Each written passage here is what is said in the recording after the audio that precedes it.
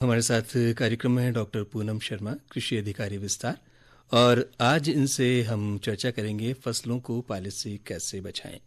पूनम जी नमस्कार, कार्यक्रम में स्वागत। नमस्कार जी, आपको भी। पूनम जी, जैसा कि हमारा आज का विषय हमने रखा है फसलों को पाले से कैसे बचाएं, तो सबसे पहले हम आपसे ये जानना चाहेंगे कि पाले के प्रभाव से किन किन फसलों का अधिक नुकसान होता है। बहुत अच्छा प्रश्न पूछा आपने।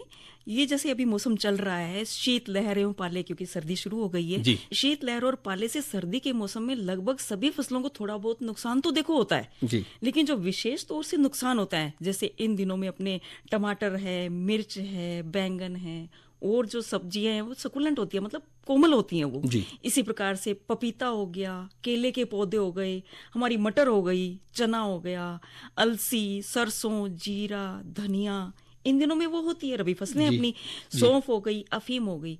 इन फसलों में 80 से 90% बहुत ज्यादा होता है। ये 80 से 90% यदि नुकसान हो गया तो किसान के पास कुछ नहीं बचेगा। नहीं। जी।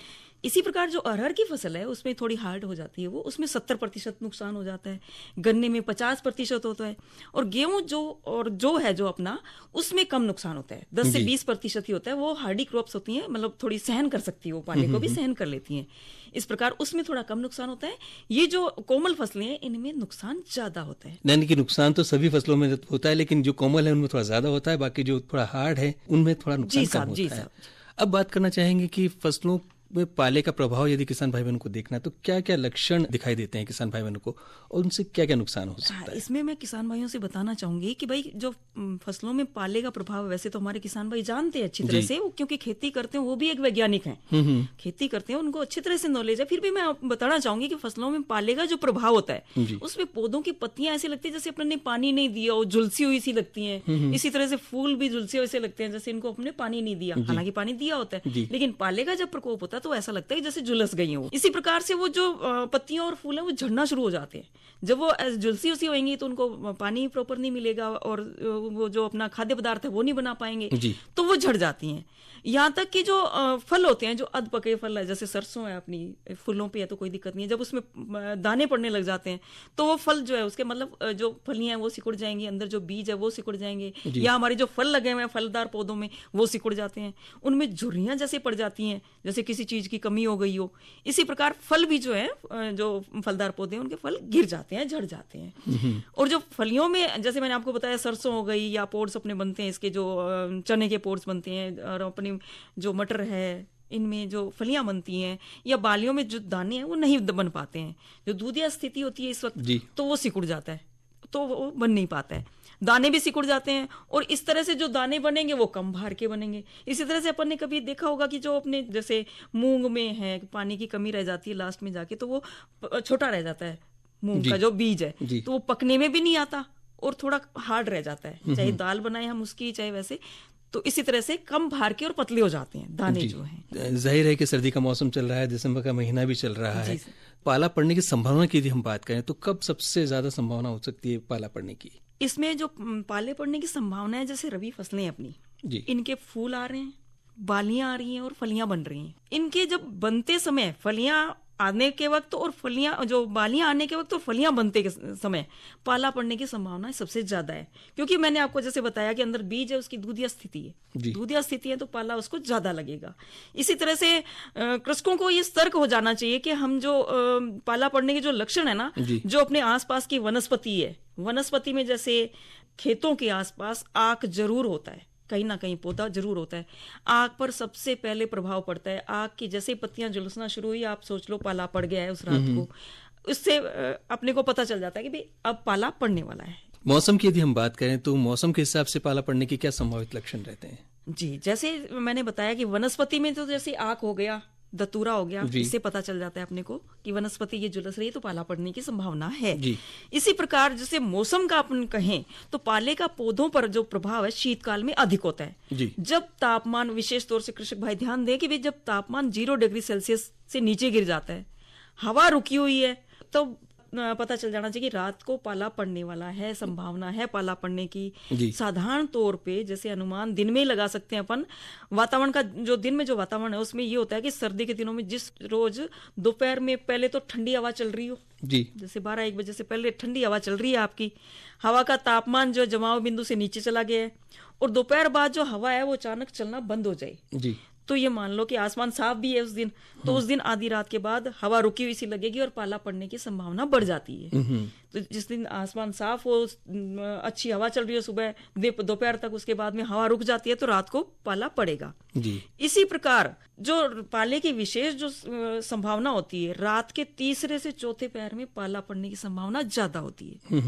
और इसी में यहाँ पर ये देखें कि शीतलहर चल रही है और हवा चलती रहेगी हवा, तो नुकसान कम होगा, पाला पड़ने की संभावना कम हो जाती है। लेकिन हवा जब रुक जाती है तो पाला पड़ने से नुकसान भी फसलों में ज्यादा होगा। अब ये तो हमने बात करी कि भाई सबसे ज्यादा नुकसान किन फसलों को होता है पाला पड़ने से, और पाला पड़ने के लक्षण क्या हैं, क्या क्या संभावनाएं होती है, कौन कौन सी ऐसी स्थितियां हैं जिनमें किसान भाई ये जान सकते हैं कि आज पाला पड़ सकता है।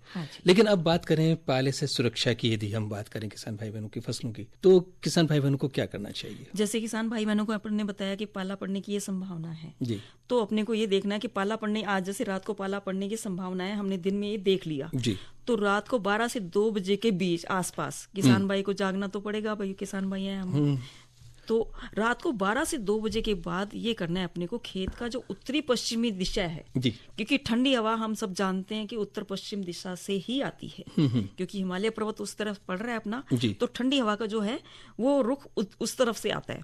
तो उस दिशा में जो खेत की मेड़ है, उस पे बोई हुई फसल है, उसके आसपास रात में जैसे खरपतवार अपने होते हैं जी, कूड़ा करकट होता है, उसके ढेर अपन ने छोटे छोटे लगा दिए और वहां पे जला के धुआं कर दो। धुआं करने से क्या होगा कि जो हल्की हवा चल रही है वो धुएं का एक आवरण बना लेगी अपनी फसल पे, आसपास पड़ोसी की फसल भी बच जाएगी जी। फसल के आसपास एक वातावरण बन जाएगा, तो उससे जो गर्मी है, वातावरण की गर्मी, थोड़ी सी गर्मी आ जाएगी, तो उससे पाला नहीं पड़ेगा, फसलों को नुकसान नहीं होगा। और सुविधा ये रहेगी कि 10 से 20 फीट के अंतर पर, जैसे उत्तर पश्चिम दिशा अपन ने बताई, 10 से 20 फीट के अंतर पर खरपतवार जो है उसके कचरे के ढेर इकट्ठे कर ले और फिर उनको धुआं कर देंगे, तो आराम से पूरे खेत में अपना फैल जाएगा। हल्की हवा तो चलेगी, उससे पूरा फैल जाएगा, तो हमारी फसल का नुकसान नहीं होगा पाले से जी। इसी प्रकार जो अपनी छोटी पौधशालाएं हो गई, अपनी नर्सरी हो गई, उद्यान वाली जो छोटी फसलें हो गई या नकदी फसलें हो गई, अपनी छोटी नर्सरियां हो गई, उनमें हम क्या करेंगे कि भूमि के ताप को कम न होने देने के लिए फसलों को टाट जैसे होती है, पॉलीथीन होती है, या भूसे से अपन ढक दें उनको, वायुरोधी टाटियां हवा आने वाली दिशा में लगा दें, अर्थात वही उत्तर पश्चिम दिशा में अपने को लगानी है, ये बांध देंगे उनको।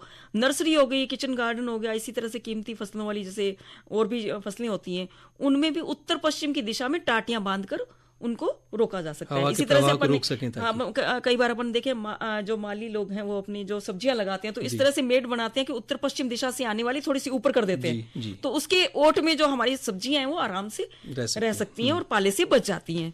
इसी प्रकार जैसे अपने को लग गया कि पाला पड़ने की संभावना है, तो हमारे पास यदि हमने फार्म पॉन्ड बना रखा है, खेत में पानी संरक्षित कर रखा है, वर्षा का हो या जिन नहरी क्षेत्र में यदि डिग्गियां बना रखी हैं अपन ने, तो हल्की सिंचाई अपने कर देनी चाहिए। अच्छा। सिंचाई यदि अपन कर देते हैं तो हमारी जो जमीन है उसमें थोड़ी नमी बनी रहती है, जब नमी होगी तो पौधे में भी नमी आएगी, वो जो पानी है उसके कारण उसका तापमान जो भूमि का हमारा थोड़ा एकदम नीचे नहीं जाएगा, तो उससे हमारे जो शीतलहर से या पाले से जो नुकसान है वो बहुत ही कम हो जाता है संभावना उसकी। और इसी संदर्भ में मैं और आपको बताना चाहूंगी कि यदि हमारे पास जैसे टाट नहीं है, हमारे पास पॉलीथीन नहीं है, भूसे से हम नहीं कर सकते हैं मान लो, इसी प्रकार से जल की व्यवस्था नहीं है, सिंचाई जल की व्यवस्था नहीं है, तो हम कम से कम इतना कर सकते हैं, पाला पड़ने की संभावना जैसे हमने बताई दिया कि ये लक्षण होंगे तो पाला पड़ेगा। इसमें गंधक का तेजाब आता है बाजार में जी, तो उसका 0.1%, इसका मतलब 1 लीटर गंधक के तेजाब को 1000 लीटर पानी में घोलना है अपने को, और फिर उसको 1 हेक्टेयर मतलब 10 कच्ची बीघा यदि हम बात करें, या 4 बीघा, जैसे नहरी क्षेत्र में अलग पैमाना होता है, ऐसे 4 बीघा होते हैं, यहाँ पे जहाँ पे जो बरानी एरिया है वहां पे 10 कच्ची बीघा मानते हैं 1 हेक्टेयर में, 1 हेक्टेयर में। और वो भी आपको प्लास्टिक के स्प्रेयर से, लोहे से नहीं करना है, क्योंकि वो तेजाब है तो नोजल खराब हो जाएगी। तो हमें क्या करना है, प्लास्टिक के स्प्रेयर से छिड़काव कर देना है। ये मैंने बताया कि भाई 0.1%। जी, यानी 1 लीटर गंधक को 1000 लीटर पानी में, किसान भाई इसका ध्यान दे, यदि ज्यादा डालोगे तो आप हमारी फसल जलने का संभावना रहती है, नुकसान हो सकता है। 1 लीटर गंधक के तेजाब को 1000 लीटर पानी में घोल के और 1 हेक्टेयर पे फैलाना है उस पानी को। तो ये इसका जो प्रभाव है, इससे पाले से 100% आपकी फसल बचेगी, क्योंकि उसका तापमान जो है उसका बढ़ जाता है हमारी फसल का। तो 2 सप्ताह तक इस छिड़काव का असर रहता है जो का त्यों। अब हमें लगता है कि 2 सप्ताह बाद भी ये पाला पड़ने की संभावना है, जैसे पता चल जाता है, हमारे मौसम विभाग ही बता देते हैं कि भाई आज रात को यहाँ पे बर्फबारी हुई है, उत्तराखंड में जो भी उस एरिया में बर्फबारी हुई, तो उसके कारण अपने शीतलहर आती है, तो हाँ संभावना रहती है। तो हमें ये जो छिड़काव मैंने बताया 0.1% का, ये 15-15 दिन के अंतराल पे अपने को दोहराना है जब पाला पड़ने की संभावना हो। ऐसे नहीं करना है अपने को। अब इसमें हमें फायदा भी है जी। जो हमने गंधक के तेजाब का छिड़काव किया है, इससे फायदा ये है कि जो सरसों की हमारी फसल है, गेहूं हो गया, चना हो गया, आलू हो गया, मटर, इन फसलों में छिड़काव से पाले का बचाव तो होता ही होता है जी। हमारे लौह तत्वों की जो जैविक और रासायनिक सक्रियता है वो भी बढ़ जाती है जी। जो माइक्रोन्यूट्रिएंट हम बोलते हैं, सूक्ष्म पोषक तत्व है, उनकी सक्रियता बढ़ जाती है, और बढ़ने के कारण हमारे जो पौधे हैं उनकी रोग रोधिता क्षमता जो है वो भी बढ़ जाती है जी। तो हमें 2 इसके फायदे हो गए, एक तो हमारा पाले से बचाव हो गया, और दूसरा ये होगा कि हमारे सूक्ष्म तत्व की जो लौह तत्व है उसकी हमारी कमी भी पूर्ण हो रही है उससे। इसी प्रकार दीर्घकालीन उपाय, ये तो मैंने बताया कि आपकी फसल जब खड़ी है उसमें क्या उपाय हो सकते हैं, तुरंत उसी समय जो उपाय करना है। हाँ जी। इसी प्रकार हमारे किसान भाई, क्योंकि हमारा खेत वही है, हमें वहीं खेती करनी है, हर बार पाला पड़ेगा, हर मौसम में जब भी हमारी रबी की फसलें आएंगी तो पाला पड़ेगा, संभावना रहती है। तो हमें क्या करना है, हमारी वही मैंने बताया उत्तर पश्चिम दिशा की तरफ से हमारी शीतलहर आती है, उसको रोकने के लिए हमें जो हमारी मेड़ है उत्तर पश्चिम दिशा की हमारे खेत की, उसमें फलदार पौधे भी आप लगा सकते हो, मेड़ पे पौधे भी लगा सकते हो, उसके तहत अपने को वायु रोधक अवरोधक पेड़ होते हैं, जैसे शहतूत लगा लिया, जो कि उनकी पत्तियां ज्यादा होंगी तो वो हवा को रोक लेगी। हाँ जी। इसी प्रकार शीशम आप लगा सकते हो, बबूल, खेजड़ी, अरडूर, जामुन इत्यादि को हम लगा लेते हैं उस मेड़ पे। तो ये जो ठंडी हवा आएगी या शीत लहर आएगी तो सीधा हमारे पौधों पे नहीं आएगी, फसल के पौधों पे नहीं आएगी, वो पेड़ उसको एक अवरोधक के रूप में रोक लेंगे। तो ये हम लंबे समय के लिए हम करना चाहें तो ये कर सकते हैं। इनसे हमें 2 तरह से फायदा भी हो जाएगा, पाले से नुकसान होगा वो भी हट जाएगा, और हमें लकड़ी जलाने के लिए लकड़ी भी मिल सकती है, जामुन है तो हमें फल भी मिल सकता है। बिल्कुल। तो ये हमें इसका फायदा भी होगा, तो किसानों की आय भी दोगुनी, जैसे चल रहा है, चलन में आ रहा है कि हाँ आय बढ़ाने की चल रही है, तो आय भी बढ़ेगी और हमारी फसलों को भी हम बचा लेंगे जी। डॉक्टर पूनम शर्मा, कृषि अधिकारी विस्तार, आप अपना अमूल्य समय निकाल करके कार्यक्रम में पधारे और भाई बहनों को फसलों को पाले से कैसे बचाएं इस विषय पर जो विस्तृत जानकारी आपने उपलब्ध कराई, इसके लिए आपका बहुत बहुत धन्यवाद।